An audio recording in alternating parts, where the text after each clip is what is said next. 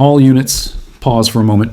Stop scrolling, stop looking at the daily price candles, stop listening to the noise coming from analysts, brokers, and commentators who are still talking as if the London market is functioning normally.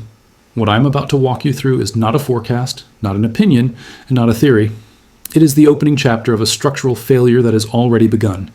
A failure that centers on London, on HSBC, and on a price level that keeps appearing in internal risk models. $347. For more than a century, London has been the quiet center of the global precious metals trade. Not the loud paper markets you see quoted every day, but the physical clearing system that institutions rely on when they actually need delivery. London is where balances are settled, where vaults matter, where trust has been assumed, and HSBC has been at the heart of that system, not a participant on the margins, but a pillar, a clearing bank, a market maker, a counterparty of last resort. Now that pillar is stepping away, not gradually, not symbolically, but decisively. What you need to understand first is that when a bank like HSBC exits a market, it is not a trade. It is an admission. It is the recognition that the risk profile of staying exceeds the cost of leaving, even if that cost is enormous. Banks endure losses all the time. What they do not endure lightly is reputational damage, legal exposure, and open-ended liability. When those three converge, exits become mandatory. Over the past several weeks, internal stress indicators inside the London metal system have been flashing red, not publicly. Quietly, settlement delays, inventory reconciliation issues, insurance reviews, counterparty disputes. None of these make headlines on their own. Together, they form a pattern that tells you a market is no longer operating smoothly but defensively. HSBC's response to this pattern has not been to hedge, restructure, or wait for volatility to pass. It has been to reduce exposure and prepare for a full withdrawal from silver-related obligations tied to the London clearing system. That decision alone would be significant. What makes it historic is the price level associated with the exit. Inside institutional models, $347 is not being discussed as upside. It is being discussed as resolution. Not a target designed to entice buyers, but a level at which positions can finally be closed, liabilities neutralized, and books flattened without further legal or systemic risk. In other words, $347 is not where the market becomes expensive. It is where the market becomes survivable. To grasp why this matters, you have to understand the difference between paper exposure and physical obligation. Paper contracts can be netted, rolled, offset, or settled in cash. Physical obligations cannot. When physical inventory is promised, it must exist somewhere. It must be insured. It must be deliverable. London's role has always been to give the world confidence that this back end exists, even when most participants never test it. But confidence is not the same as inventory, and trust is not the same as metal. As global demand for physical settlement has increased, the assumptions underpinning the London system have been strained. More claims, more rehypothecation, more reliance on timing rather than possession. That works until it doesn't. And when it stops working, the institutions closest to the physical flow are the first to see the problem. HSBC is one of those institutions. When a clearing bank decides that remaining in a market exposes it to unacceptable delivery, insurance, or legal risk, the implications extend far beyond that single institution. Clearing banks are the shock absorbers of the system. They are the entities that step in when trades go wrong, when counterparties fail, when metal is delayed. If they step back, the system does not simply shrink, it reprices. This is where $347 comes back into focus. At that level, multiple things happen simultaneously. Legacy short exposure becomes coverable without triggering cascading failures. Physical premiums and paper prices begin to converge rather than diverge. Counterparty risk is reduced not because trust is restored, but because incentives change. At sufficiently high prices, holders part with metal. At sufficiently high prices, settlement pressure eases.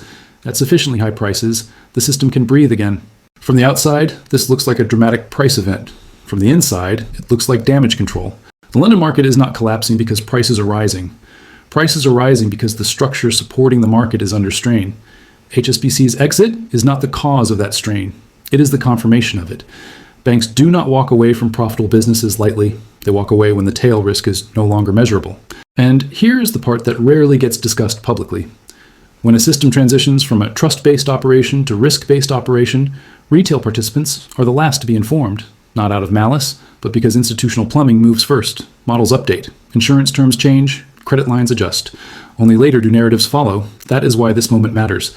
What we are witnessing is the early phase of a repricing event driven not by speculation, but by institutional withdrawal. London has long been treated as immutable, a permanent fixture, but markets are not permanent. They are maintained. And when maintenance becomes too costly, even the oldest systems are allowed to fail.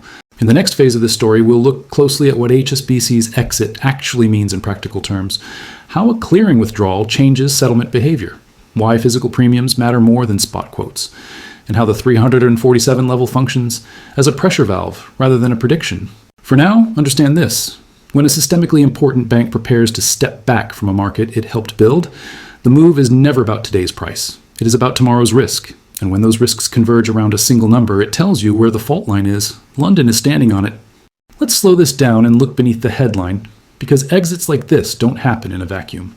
They move through a system, step by step, layer by layer, long before the public notices anything is wrong. When a clearing bank begins preparing to leave a market, the first changes are procedural, not dramatic. Risk limits tighten, settlement windows shorten, internal approvals multiply, and what used to be routine suddenly requires justification. Inside London, that shift has been underway. Clearing is the invisible backbone of any financial market. Trades are easy, settlement is hard. Clearing banks stand between buyers and sellers, guaranteeing performance when something breaks. In the London metal system, that role is especially sensitive because the contracts are tied, directly or indirectly, to physical inventory held in vaults. When everything functions smoothly, most participants never think about where the metal is or how it moves. They assume it can be sourced, insured, and delivered when required. But that assumption only holds if the clearing bank is willing to stand behind it. When HSBC begins to reduce its willingness to intermediate, the consequences ripple outward. Counterparties are asked to post more collateral. Delivery timelines are scrutinized. Optionality disappears. Suddenly, being short metal is no longer a casual position. It becomes a liability that must be actively managed. This is where price starts to matter in a different way. In normal conditions, price reflects marginal buying and selling. In stressed conditions, price reflects urgency. When a large institution needs to resolve exposure rather than express a view, it becomes insensitive to short-term valuation. What matters is certainty, the ability to close positions cleanly, the ability to say, this is done. That is why internal models focus on resolution levels, not fair value. A resolution price is the point at which the system can clear, where inventory is released, where counterparties accept settlement, where legal exposure diminishes. For HSBC, that level keeps clustering around $347. Below that, too many participants choose to hold rather than sell. Above that, incentives flip. This is not speculation, it is behavioral math. Physical holders are patient at low prices, they become pragmatic at extreme ones. That pragmatism is what allows a stressed system to rebalance. Without it, pressure accumulates. Now consider what happens when multiple actors reach this realization at the same time. If one bank quietly prepares to exit, the market can absorb it. If several institutions simultaneously reassess their exposure, the structure begins to creak. Each risk committee sees the same signals. Each legal department asks the same questions. Each insurer looks at the same data and recalculates coverage. Insurance is a critical but often ignored piece of this puzzle.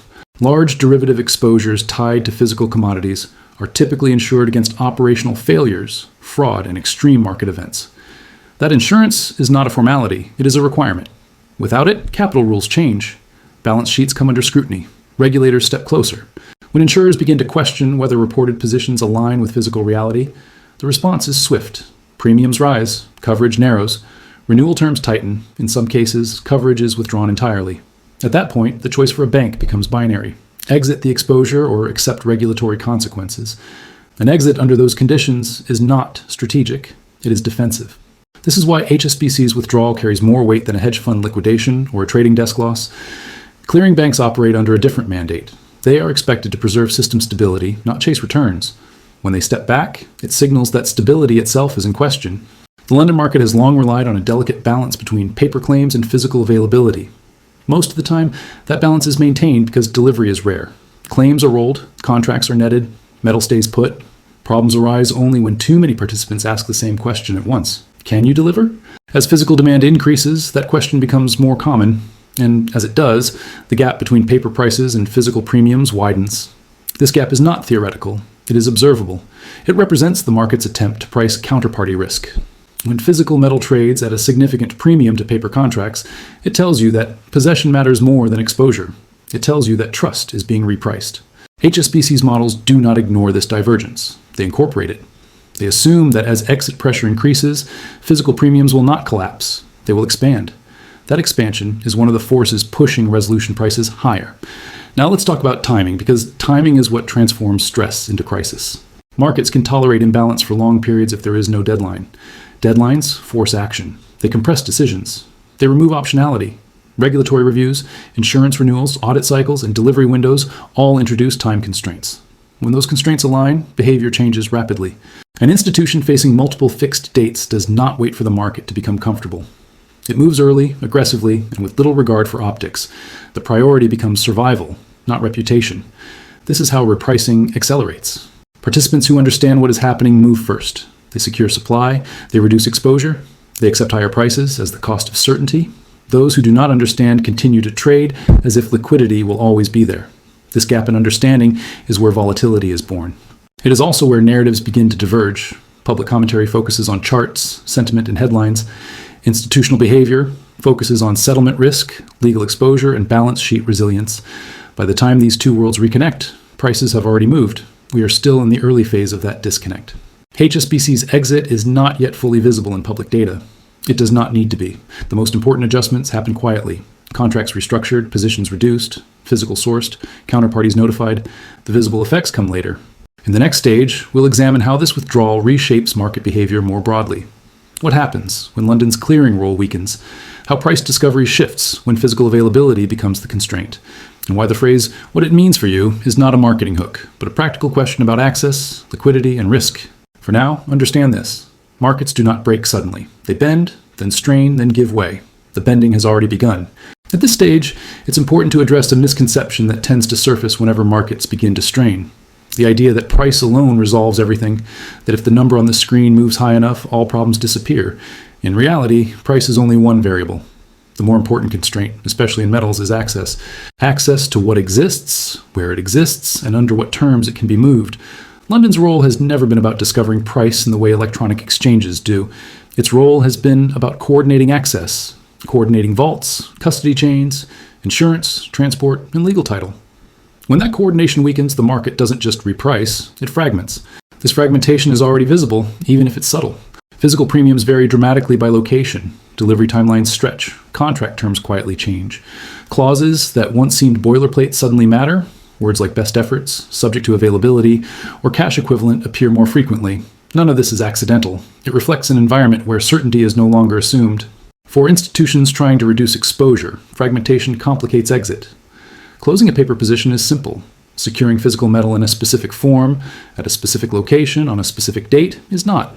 The narrower those requirements become, the higher the price required to satisfy them. This is one of the reasons why resolution levels rise faster than spot quotes suggest. From the outside, a move from double-digit prices to the low hundreds looks extreme. From the inside, it looks proportional. It reflects the cost of collapsing multiple layers of obligation into a single transaction. Each layer removed requires compensation. Now consider how this plays out across different market participants. Large institutions with early visibility adjust first. They reduce leverage. They diversify settlement venues. They negotiate bilateral arrangements. Their goal is not to profit from volatility, but to avoid being forced to transact under duress. Mid-sized participants follow, but with less flexibility.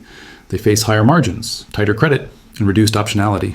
For them, price volatility becomes a risk rather than an opportunity. Retail participants are last, not because they are less important, but because they are least connected to the plumbing. By the time access issues reach the retail level, they are often framed as temporary disruptions or logistical delays. This framing matters. When markets shift from abundance to constraint, narratives lag reality. Price charts are easier to discuss than settlement risk. Headlines focus on volatility rather than structure. But structure is what determines who can transact and who cannot. This brings us back to the question embedded in the title. What it means for you? In a fragmented market, the distinction between owning exposure and owning access becomes critical. Exposure can always be priced. Access cannot. If delivery terms change, if products settle differently, if intermediaries restrict activity, the practical experience of the market shifts. This does not require dramatic failure. It requires only enough stress that participants begin prioritizing certainty over convenience. HSBC's exit accelerates this shift because it removes a layer of assumed backstop. When a clearing bank steps away, counterparties reassess their own willingness to intermediate. Liquidity becomes conditional. Availability becomes selective. Under these conditions, price movements often look erratic. Sudden jumps, sharp retracements, periods of calm followed by bursts of activity. This is not speculation running wild. It is a market recalibrating its internal guarantees. Another misconception worth addressing is the idea that only one actor drives this process, that HSBC alone determines outcomes. In reality, exits create feedback loops. One institution's withdrawal changes incentives for others. Each adjustment compounds the next. As more participants shift from expression to resolution, the market's character changes. Trades are no longer made to capture upside. They are made to eliminate risk. That distinction is subtle but powerful. Resolution-driven buying does not wait for dips. It does not respond to technical signals. It acts when opportunity arises and pauses only when supply disappears. This behavior compresses time. Moves that would normally unfold over years occur in months or weeks. This is why stress events feel sudden even when their causes are long in the making. London's challenge is that its system was designed for continuity, for rolling positions, layered claims, and deferred settlement. That design works exceptionally well in stable conditions. It becomes fragile when participants demand immediacy. As immediacy increases, so does the value of physical possession. Not as an investment thesis, but as a logistical solution. Something that can be delivered, verified, and removed from the system. This is not a judgment. It is an observation. Markets oscillate between trust-based and constraint-based regimes. We are moving from one to the other. The signals are procedural, not sensational. Policy updates, contract amendments, insurance terms, clearing behavior. Those watching only the screen will miss them. In the next phase, we'll examine how these pressures surface publicly. What happens when fragmentation becomes visible, when pricing diverges across venues, and when the conversation shifts from whether the market is stressed to how far the repricing must go to restore balance. For now, keep this in mind. When access replaces abundance as the governing principle, price becomes a function of urgency, and urgency, once it takes hold, rarely moves slowly. As fragmentation deepens, the next shift is visibility. What had been confined to back offices and risk committees begins to surface in places the public can see, not as a single breaking moment, but as a series of inconsistencies that are hard to reconcile if you're still assuming the old framework holds. Prices quoted in different venues no longer line up cleanly. Spreads widen and stay wide. Delivery terms that were once standardized become conditional. Some contracts settle smoothly, others roll unexpectedly. Explanations are offered, but they sound rehearsed, temporary, technical. This is the point where markets start sending mixed signals. On one screen, everything looks orderly. Volume trades, charts print, commentators discuss momentum. On another, quieter screen, availability tightens. Quotes expire quickly. Requests for size are met with hesitation. What can be bought easily in small amounts becomes difficult to source and scale.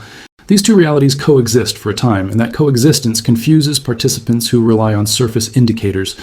It feels like noise, like overreaction, like a market that is being dramatic without reason, but the reason is structural. When clearing capacity shrinks, liquidity becomes conditional. Trades are still possible, but only under certain assumptions.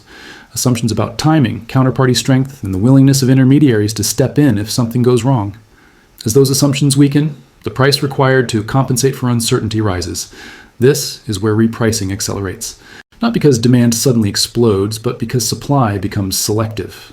Sellers appear, but only at levels that reflect not just value, but inconvenience and risk. Buyers accept those levels not because they believe the asset is cheap, but because delay carries its own cost. In this environment, the concept of a single market price becomes less meaningful. What matters is the price you can actually transact at for the size you need with the settlement you require. This distinction is subtle, but it changes behavior. Institutions with rigid mandates adapt by simplifying. They reduce complexity. They prefer outright purchases over layered exposure. They accept higher upfront costs to eliminate downstream uncertainty. This preference pushes activity toward physical settlement and away from abstract claims. As this happens, benchmarks lose authority. They still exist, but they no longer dictate terms. They follow reality rather than define it. London's challenge is that its benchmarks have long been treated as synonymous with the market itself. When confidence in the clearing system erodes, that equivalence breaks. The benchmark becomes a reference point, not a guarantee. HSBC's exit accelerates this process by removing a familiar anchor. Participants who once assumed there would always be a large, well-capitalized intermediary standing between them and risk must now account for the possibility that no such backstop exists, that accounting changes incentives. Market makers widen spreads. Dealers limit exposure. Terms that were once flexible harden. None of this requires panic. It requires prudence. From the outside, these adjustments are easy to misinterpret. They can look like manipulation or artificial scarcity. In reality, they are defensive responses to uncertainty. When participants are unsure who will absorb risk at the end of the chain, they price that uncertainty into every transaction.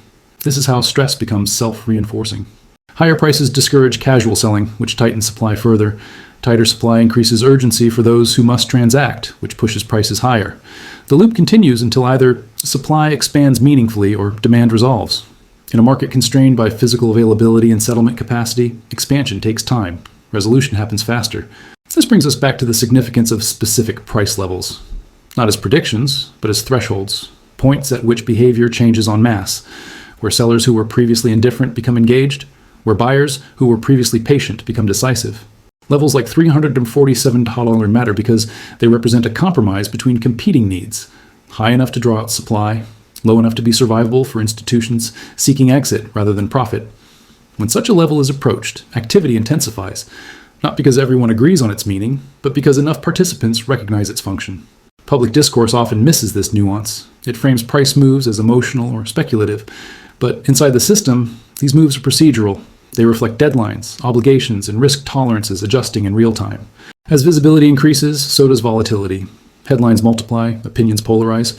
Some dismiss the moves as exaggerated, others extrapolate endlessly. Both responses miss the underlying driver. The driver is not sentiment, it is settlement. Markets built on deferred delivery struggle when immediacy becomes valuable. Each step toward immediacy carries a cost. That cost is expressed in price. We are now entering the phase where this reality becomes harder to ignore, where divergence is no longer a footnote, but a feature, where participants must decide whether they are operating in a world of assumptions or constraints. In the final phase, we'll examine how this transition resolves, not with certainty, but with clarity about who adapts, who absorbs the cost, and why what feels disruptive now becomes the new baseline. For the moment, recognize the signal beneath the noise. When markets stop behaving as unified systems and start behaving as fragmented networks, repricing is not optional. It is the mechanism through which coherence is restored. At some point, every stressed system reaches a decision point. Not a dramatic moment marked by alarms or announcements, but a quieter shift where behavior stabilizes around new rules. That is what resolution looks like. Not a return to the old normal, but the acceptance of a different one. For the London market, that point is defined by withdrawal rather than collapse. HSBC's exit does not end global metals trading. It ends a specific arrangement that depended on deep trust, layered claims, and the assumption that clearing capacity would always be there when needed. Once that assumption is removed, the system reorganizes. Reorganization is not painless, it redistributes cost. Institutions that prepared early absorb less disruption. They pay higher prices but gain certainty. Institutions that waited face narrower choices. They transact later at worse terms, or accept alternative settlement. No one escapes adjustment entirely. The question is only how concentrated that adjustment becomes. This is why the focus on a single number matters. A level like $347 functions as a line where incentives realign. Sellers emerge because the inconvenience of parting with metal is compensated. Buyers accept the cost because delay threatens greater risk. Intermediaries regain some footing because transactions once again clear without negotiation. The market does not heal, but it stabilizes. Stability in this context does not mean comfort. It means coherence. London's role shifts from unquestioned center to one venue among several. Physical flows diversify. Settlement preferences fragment. Benchmarks adapt to reflect reality rather than define it. This is how markets evolve when structures age beyond their design limits. For participants, the most important takeaway is not the price itself, but the mechanism behind it. Resolution prices are not predictions of value. They are solutions to constraint. Once the constraint eases, behavior changes again. Volatility subsides, narratives shift, attention moves elsewhere. What remains is a new baseline. That baseline incorporates higher costs of certainty, wider spreads, more explicit terms, greater emphasis on delivery and custody. These are not temporary features. They are the price of operating in a system that has learned its own limits. For those watching from the outside, this process can feel unsettling. Familiar references lose clarity, signals conflict, confidence wavers, but markets have always been adaptive. They shed assumptions when those assumptions become liabilities. HSBC's exit is best understood in that light, not as a failure, but as a recognition that the risks embedded in the old structure exceeded the benefits of maintaining it. When institutions reach that conclusion, they act decisively. That decisiveness forces everyone else to respond. For you, what this means is not that you must predict the next move or time the exact level. It means understanding the environment you are operating in, an environment where access matters more than abstraction, where settlement terms matter more than slogans, where prices reflect urgency as much as belief. In such an environment, patience looks different, so does risk. The temptation during moments like this is to focus on extremes, on headlines, on numbers divorced from context. But the real shift happens beneath those surfaces, in contracts rewritten, in preferences revealed, in systems choosing survivability over elegance. Markets do not announce when they change character, they demonstrate it. London's demonstration has been gradual but unmistakable. clearing capacity tightening, physical premiums persisting, institutions simplifying exposure. These are not anomalies, they are adaptations. Over time, they will be normalized. New participants will enter under the revised rules, old participants will adjust or fade. The market will continue, but it will not look the same. That is the true meaning of collapse in this context. Not destruction, but transition. The end of one set of assumptions and the beginning of another. When historians look back on periods like this, they rarely focus on the exact prices reached. They focus on the decisions that forced change, the moments when key institutions stepped away and revealed the fragility of what had been taken for granted. HSBC, stepping back from London's metals system, is one of those moments. It tells you where the pressure was. It tells you which risks mattered most, and it tells you how the system chose to resolve them. Resolution does not feel triumphant. It feels anticlimactic. After volatility comes quiet. After urgency comes routine. But the routine operates on different terms. That is where we are headed. The London market is not disappearing. It is repricing its role. HSBC is not collapsing. It is choosing its boundaries. And the number that anchors this transition is not a prophecy, but a clearing point. Understanding that difference is what allows you to see beyond the noise. Because in the end, markets are not stories about winners and losers. They are systems adjusting to reality. And when reality changes, the systems that survive are the ones willing to change with it.